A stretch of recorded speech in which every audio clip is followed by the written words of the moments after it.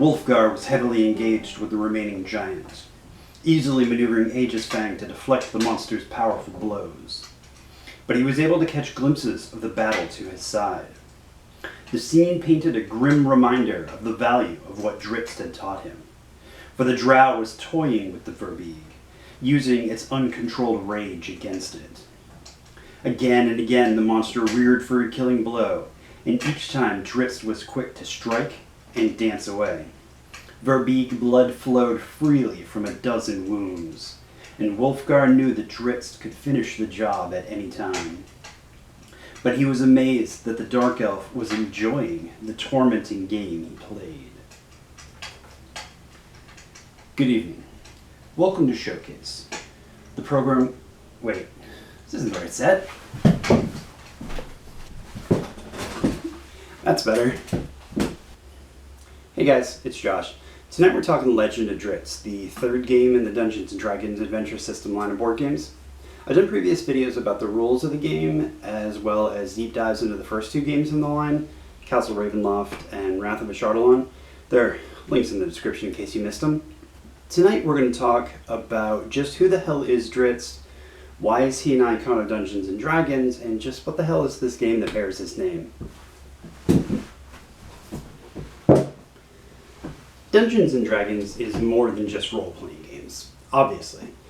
One of those other things is fantasy novels. Lots and lots of fantasy novels.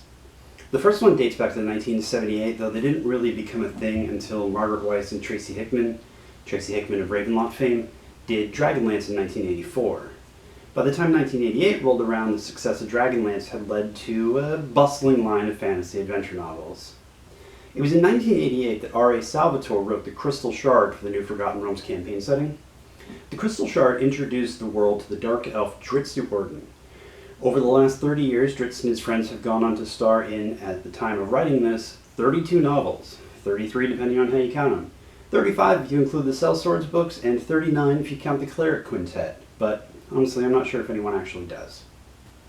Drizzt and Friends are a good example of the wider D&D ethos. Well, sure, they're statted up in some of the rule books, but they're largely unconstrained by the rules of the game that they're based on. They exist in their own reality, adjacent to the RPG. This game here draws from the iconic characters and, to an extent, the much less iconic plot lines of the novels. The Legend of Drizzt is a 2010 game from Wizards of the Coast developed by Peter Lee. It's a cooperative game for 1 to 5 players, and you can play an adventure in about an hour, though it's closer to 2 if you're learning or teaching or playing with kids.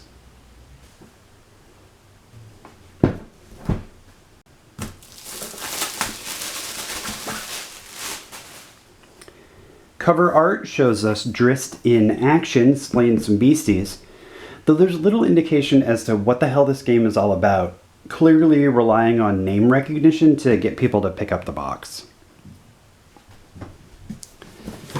The sides of the box are all the same.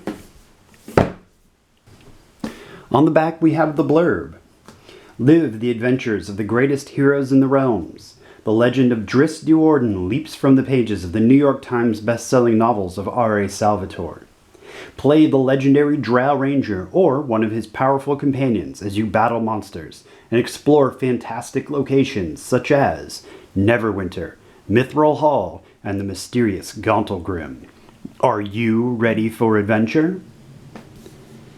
The Legend of Drizzt features exciting quests designed for a single player or a cooperative group of 2 to 5 players, as well as team adventures and quests that pit players against each other. Each adventure can be played in an hour or less.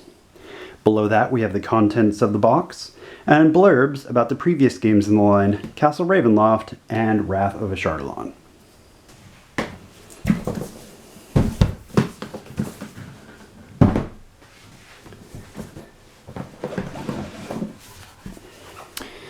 Alright, and in front as always we have our 2 books, our rule book and our adventure book.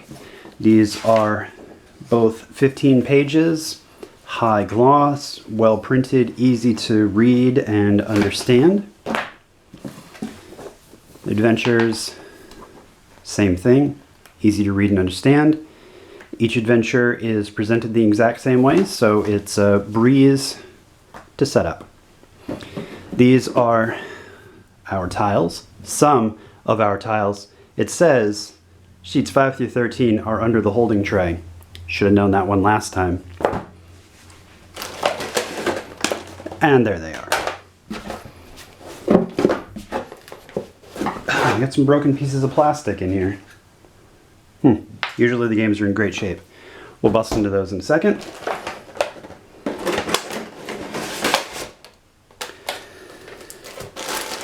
Minis, cards.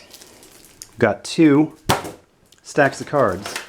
And it says right here, Legend of Drizzt Advanced Deck. When I talk about the cards, I'm going to tell you why I think this is cool. And of course, miniatures. And the big guy.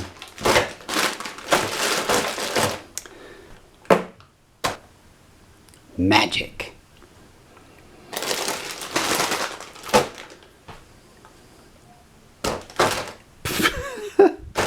Try that one again. Or not. We'll just open it like normal people. There.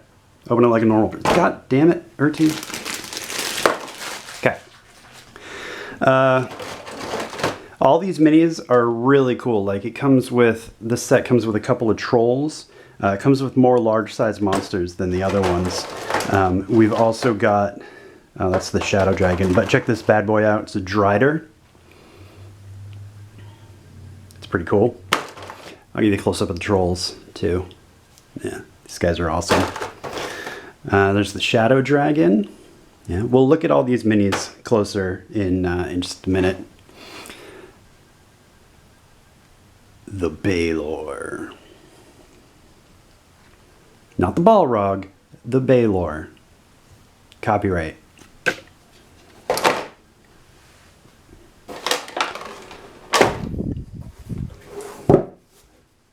Tiles.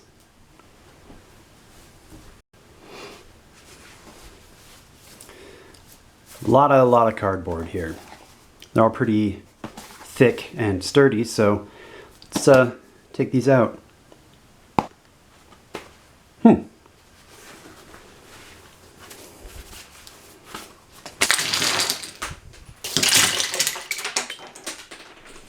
gotta work on that trick. Now this game has a slew of tokens, but they're really easy to sort ahead of time because there isn't that much variety to them.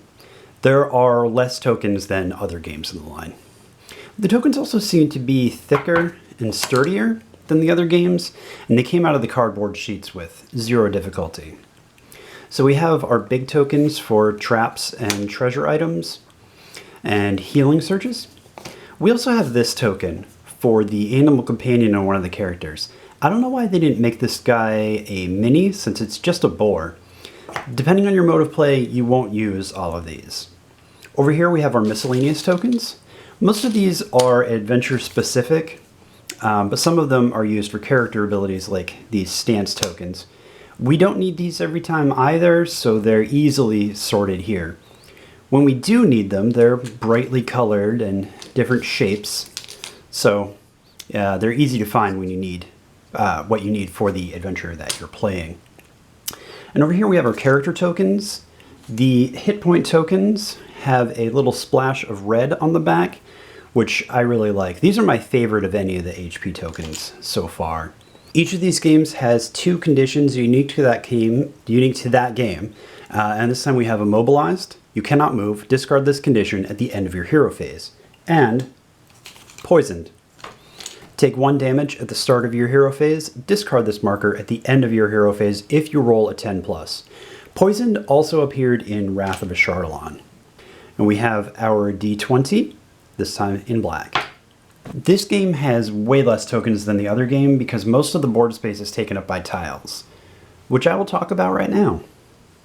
There are 58 dungeon tiles in this game, which is considerably more than the other game, but many of them are these cavern edge tiles, which are only used occasionally. In practice, you play on 32 tiles, which is a much more manageable number. There are also some oversized tiles aside from the start tile. You'll only use these occasionally based on the adventure. The tiles are good quality and they're thick and sturdy. I've never had a problem with warping, which I assume is because of the higher quality of the cardboard this time around. I don't actually know if the tiles are thicker, it's just a guess, but they certainly seem so. Since these tiles are thick and there's a lot of them, some people may have difficulty shuffling them. I have a big hand, so that doesn't bother me, but it could be a problem for some people. That being said, you don't need to do anything special to mix these up when you play. You can just kind of toss them together and call it good. Each of these games comes with 200 cards, and Drizzt is no different there. However, there's a neat thing about the cards in this game that I really like. Of the 2 stacks of cards, 1 through 100 are basic, with 101 to 200 having more advanced cards. It even said so on the cellophane. But what does this mean? Well, there are still your regular cards for encounters, monsters, and treasure, and hero powers. This is a complete play experience here, and nothing changes. Not really. If you add these advanced cards, it contains the cards that make the game a tad more complex and challenging. In here we have more hero power cards as well as the decks for the advanced heroes. The encounter cards have things like traps added to the game, there's more treasure, and the monster cards add more of the difficult monsters, so they're more likely to be drawn. For example, in the regular cards, there's only 1 troll card, making its appearance fairly rare. The advanced cards add 2 more to the deck, which of course increases its likelihood of appearance. I'll talk more about why I like this card split in a bit. The cards are easy to read and sturdy and of good quality. If you take care of them, they shouldn't wear out on you. You can sleeve them easily also, but if you do, they won't fit back in the box. This game comes with 40 miniatures, which admittedly makes me a little sad because I can't do the hitchhiker joke for a 3rd time in a row. Of these 40 miniatures, we get 8 heroes this time around, which is 3 more than the previous games. The heroes are pulled from the books with Baranor Battlehammer, the dwarf fighter, Catti-brie, a human archer, Drizzt Do'Urden, a drow ranger, Regis, a halfling rogue, and Wulfgar, a human barbarian. Our advanced heroes are Artemis Entreri, a human assassin, Athrogate, a dwarf battle rager, and Jarlaxle Benray, a drow mercenary, though his cards say swashbuckler. This game really excels with its heroes, which I'll talk about more later. At this point, we're familiar with the archetypical roles of a fighter and a rogue, and we've seen the ranger before. But this game also gives us a barbarian, which is neat to see. The other classes of archer, assassin, battle ranger, and mercenary/swashbuckler aren't D&D classes per se, but they're not different enough to not be recognizable as D&D characters. In addition to the heroes, we have a mini for Drizzt's panther animal companion Guinevere. The sculpt on this mini can make its use on the table a little frustrating, however, because she's leaned forward and takes up more than 1 space on the board. In Legend of Drizzt, you explore the Underdark, which are massive cave systems, and the monsters fit that theme with creatures like dark elves represented by 2 different types, as well as spider swarms. The drow duelist has these spindly swords, so you'll have a hard time not bending those. You can correct this with the hot water treatment, and I'll put a link in the description if you don't know how to do that. We have 3 different kinds of goblins, with some drakes alongside them and trolls for a powerhouse monster. To round things out, we have water elementals and hypnotic spirits. The monsters really lack variety in this game. It's cool to have more large-sized creatures this time around, but the play can get a little samey. You're going to fight a lot of goblins. Also, there aren't 3 of every small and medium mini like the previous games, with there only being 1 drow wizard and 1 goblin champion. This is presumably to make room for the trolls, which are pretty cool. The villains are neat, with 2 of them serving double duty as the advanced heroes. The large-size villain minis are a Shadow Dragon and a Drider, which is a super neat-looking mini. The huge monster is Urtu the Baelor. Urtu has appeared in the books quite a few times. If you're not familiar with D&D demons, a Baelor is the Balrog with the serial numbers filed off. The Urtu mini is cool, but his wings make him awkward-looking and really difficult to paint. If you're a hobbyist and want to make use of him outside just playing this, you're going to want to reposition his wings with the hot water treatment. Final count time. We have 8 heroes, 9 if you count Guinevere, and 7 villains counting the big ones.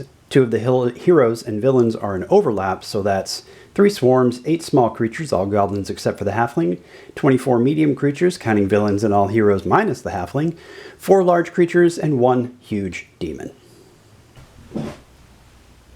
The previous games in this line, Castle Ravenloft and Wrath of Ashardalon, set the standard for these games and then played with that formula with varying degrees of success. Legend of Drizzt further expands on the formula and tweaks it so it stands on its own. It isn't just a retread of the previous games, which is a real plus for all of these games. They could become repetitive and bland and just be all the same, but they avoid that pitfall in simple ways quite elegantly. So the pros. This game excels in characters, which it really needs to. They all feel like their book counterparts, and when you play them, you really feel like you're playing that hero. Divorced from the pathos of the books, the characters are still great. They have a lot of versatility and nuance, and really are some of the best designed in the line so far. The use of new and different classes is cool, with the archer being the most notable and different than the heroes who came before her. I said I'd talk about the cards, so here goes. The game has 2 decks, a regular deck and an advanced deck. If you want a more streamlined play, the regular cards are all you need, and this is absolutely the way to go if you're playing with kids or just learning these games. When I reviewed Wrath of Ashardalon, I said that it was like playing on hard mode the whole time. This game, without the advanced deck, is like playing on easy mode. But unlike Ashardalon, it's really easy to up the challenge to the baseline by including the advanced cards. The adjustable difficulty is, I feel, easily the best feature of the game. As per usual with these games, the minis are great. They're more spindly and prone to bending than the previous games, but that's par for the course with minis games like this. They're not prone to breakage like some cheap games, and there's no assembly, so it's ready to play out of the box. The price point of $60 is a fantastic deal for the minis, especially with them being the unique characters from the books, which could easily spike the price of the minis. But now the cons. This game falls down hard. Aside from nostalgia or name recognition, the pros just don't make up for it. The game has 13 adventures like the others, but there's no story to speak of. It starts out sort of telling the tale of finding and recovering Mithril Hall, but then it just kind of peters out to a bunch of unconnected scenarios, most of which are competitive or group scenarios with some vague references to the books. Having the adventures be so bland and uninspired and just plain boring in some cases is a major problem, because that's where you actually play the game. It doesn't matter how great the characters are if there's almost nothing interesting for them to do. The back of this box gives a vague impression of the game itself, but beyond that, it tells you almost nothing about what you'll actually get in the game, but it also tells you exactly what you'll get. The blurb on the back of the box name drops 6 times in a single paragraph, like hoping just something, anything will stick. The whole thing is just references. It's almost name recognition of the board game. I don't know that I can recommend this game. It's very little beyond nostalgia and brand recognition. If that appeals to you, if you're a big fan of Drizzt and Company, go ahead and get it. It's not a bad game, but it fails to fully live up to its potential and the standards set by the previous games. The strengths of the game are very strong, and it could serve as a hook to get you into the adventure system games, but really, other games in the line do that much better. So, the comparison. It's not a bad game, and what it does well, it does very well, but its lack of engaging playability after only a few sessions puts it well behind the previous games. Next time we'll play through the introductory adventure of Legend of Drizzt so you can see the drow in action. After that, we're going to take a break from Showcase for a few weeks to work on some other shows, like wrapping up this season of Game Maker, so we can get back to Josh Reed's and everything you ever wanted to know about the Punisher but were afraid to ask. I'll see you next time.